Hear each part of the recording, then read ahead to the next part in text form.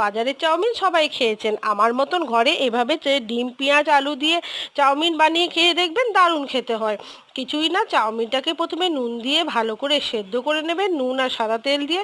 তারপরে জল ঝরিয়ে রেখে দেবেন। তারপরে কড়াইয়ের মধ্যে তিনটে ডিম ফাটিয়ে ভালো করে ভুজিয়া করে রেখে দেবেন। তারপরে আবার তেল দিয়ে পেঁয়াজ লঙ্কা দিয়ে ভালো করে আলু দিয়ে ভালো করে ভেজে নেবেন। ভাজা হয়ে গেলে চাউমিনটা দিয়ে দেবেন। চাউমিন দিয়ে চিলি সস সয়া সস হাক্কা নুডলস মশলা সমস্ত দিয়ে চাউমিনটা ভালো করে ভাজবেন। যত ভালো ভাজা হয় তত টেস্ট হয়। তারপরেই ভেজে রাখা ভুজিয়া, ডিমের ভুজিয়াগুলো দিয়ে দেবেন।